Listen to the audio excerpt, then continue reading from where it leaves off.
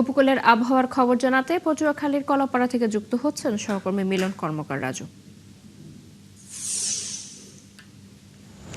রাজু, আবহাওয়ার পরিস্থিতি কেমন দেখছেন? এছাড়া আবহাওয়া অধিদপ্তর সবশেষ কি তথ্য জানিয়েছে?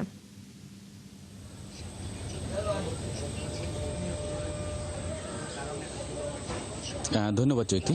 আপনাকে জানিয়ে রাখি যে পায়রা সমুদ্র বন্দরে যে ৩ নম্বর সতর্কতা সংকেত ছিল সেটি কিন্তু বহাল রয়েছে।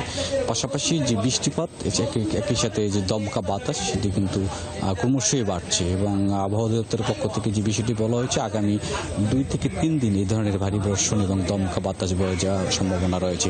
আপনাকে আরেকটি বিষয় জানিয়ে রাখি যে গত 2-3 দিনে যে সাগর উত্তাল রয়েছে এই কারণে কিন্তু কুয়াকাটা সৈকতের যে বিভিন্ন স্পট সেটি কিন্তু ভাঙন শুরু হয়েছে। সৈকতের 0 পয়েন্ট থেকে পূর্ব এবং পশ্চিমের যে মূল সৈকত সেটি কিন্তু একাধিক স্পটে ভাঙন ধরেছে এবং কুয়াকাটার যে 0 পয়েন্ট যেখানে দাঁড়িয়ে মূলত পর্যটকরা সূর্যোদয় এবং সূর্যাস্তের যে প্রাকৃতিক সৌন্দর্য উপভোগ করে সেই স্থানটি কিন্তু ভয়াবহ ভাঙন ধরেছে।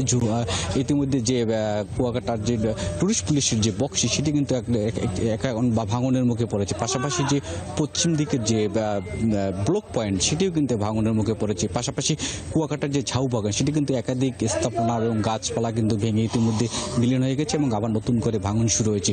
এই যে সমুদ্রের হঠাৎ করে তীব্রতার কারণে কিন্তু কুয়াকাটা ভাঙনের পাশাপাশি যে মৎস্য সেক্টরে যে একটা চরম যে জেলেরা ঝুঁকিতে পড়েছে, জেলেদের জীবন এবং জীবিকা নিয়ে সেটি কিন্তু যে জেলেরা চরম ঝুঁকিতে রয়েছে। ইতিমধ্যে কিন্তু শত শত মাছ ধরা ট্রলার কলাপাড়া আলিপুর মহিপুরে অবস্থান নিয়েছে।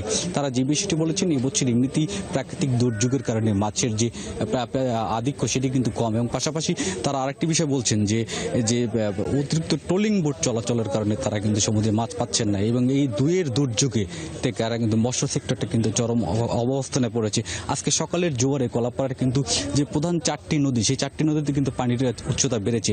পাশাপাশি যেসব এলাকায় ঝুঁকিপূর্ণ বেড়িবাঁধগুলো ছিল সেখানকার মানুষ কিন্তু চরম একটা আতঙ্কে রয়েছে, কারণ আবহাওয়া দপ্তরের যে সর্বশেষ বুলেটিন সেটা কিন্তু বলা হচ্ছে যে পানির বাড়তে পারে। আপনি জানেন যে এই মুহূর্তে কিন্তু জো চলছে, জোর কারণে কিন্তু প্রতিদিন জোয়ার ভাটায় কিন্তু পানির উচ্চতা বাড়ে। এই কারণে কিন্তু এখানকার যে উপকূলের মানুষ তারা কিন্তু চরম আতঙ্ক রয়েছে। পাশাপাশি যেসব বেড়িবাঁধগুলো ভাঙনের মুখ রয়েছে সেগুলো যদি সংস্কার করা না হয় তাহলে কিন্তু এখানকার যে মানুষ চরম আতঙ্কের মধ্যে পড়ছে। যদিও জেলা প্রশাসন এবং উপজেলা প্রশাসন আমাদের যে বিষয়টি জানিয়েছেন তারা বলেছেন যে এখানকার যে ভাঙা বেড়িবাঁধগুলো মেরামতের জন্য ইতিমধ্যে প্রস্তাবনা পাঠানো হয়েছে। যদি বরাদ্দ আসে তারা সঠিক সময় এখানে মেরামতের কাজ শুরু করবে। এই ছিল কলাপাড়া থেকে সবশেষ। চৈতি। রাজু, ধন্যবাদ আপনাকে। আমাদের সাথে উপকূলের আবহাওয়ার খবর জানাতে যুক্ত ছিলেন সহকর্মী মিলন কর্মকার।